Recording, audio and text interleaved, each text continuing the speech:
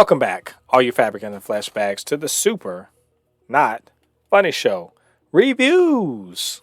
And today, I'll be reviewing Batman Unburied, episodes 5 and 6, coming to you from Spotify and Warner Brothers and DC Entertainment. So, was it good? Was it bad? And should you be watching? Well, it's about time, but we get the Batman episodes. Yes, Batman finally shows up in Batman Unburied. And not too soon, really. We finally see who the bad guy is. We see who has been pulling the strings. And as we imagined before, it's just been one big fantasy world, a mental fantasy world. And a very cruel one, I might add, in which Bruce Wayne, a.k.a. Batman, has been living in a world wherein he's a forensic pathologist, and his parents are still alive.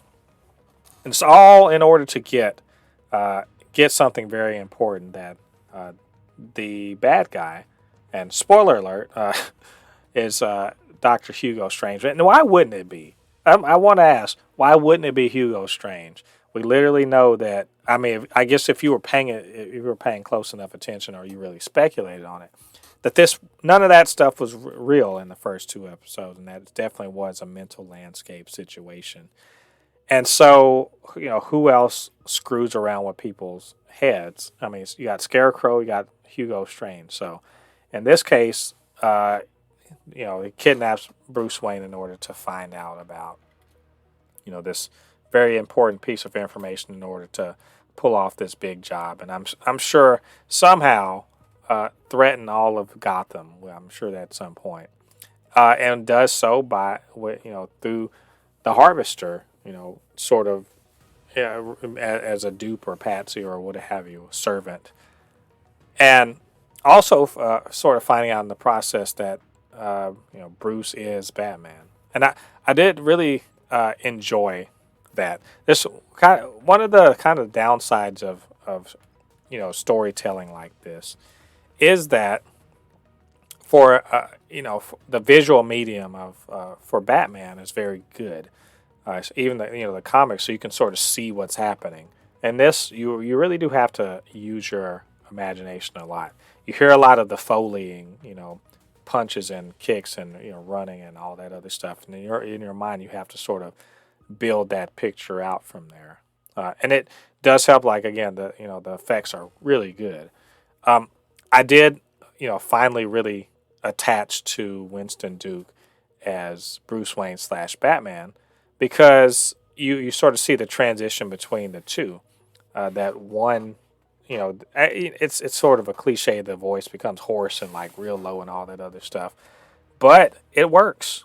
It really works. And thanks to the writing of this episode, you really get to see why Batman is Batman and why no one else can really do what he does. You have, even Barbara Gordon sort of remarks like, I can't believe, how, jacked up you are and you still manage, to get drops on people and everything like that. It's really, really cool. I also liked the interaction between Riddler and Batman.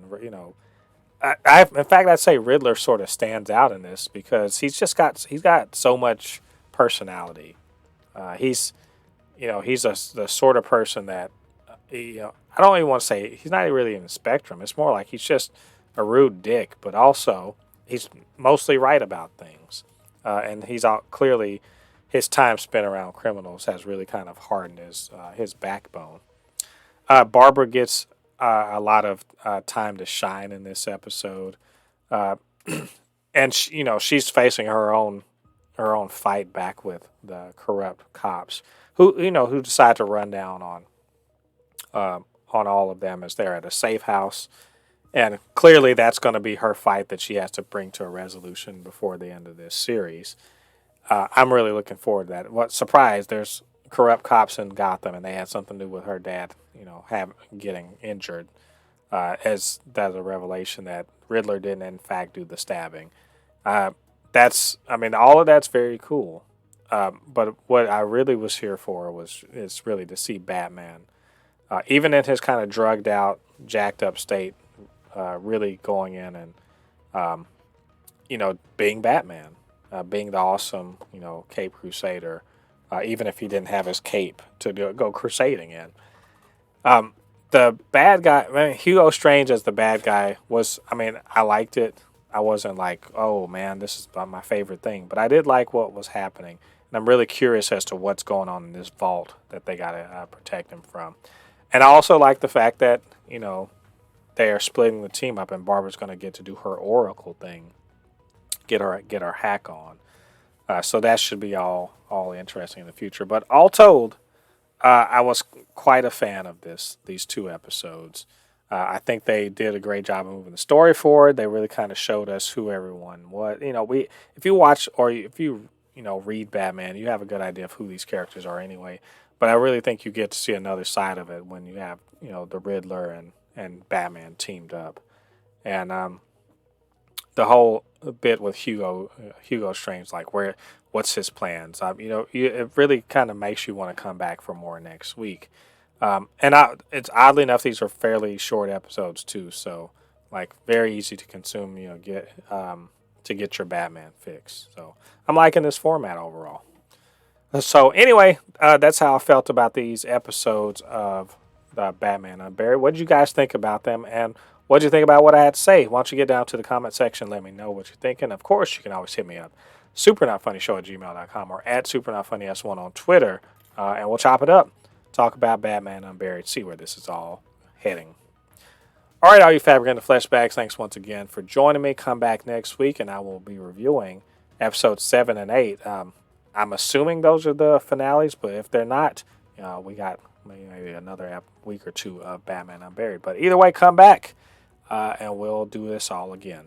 Until then, I have been Mole Poupe, the resident Fabricant and comic extraordinaire on all things pop culture. And I'll see you guys on the other side of the thread. Peace.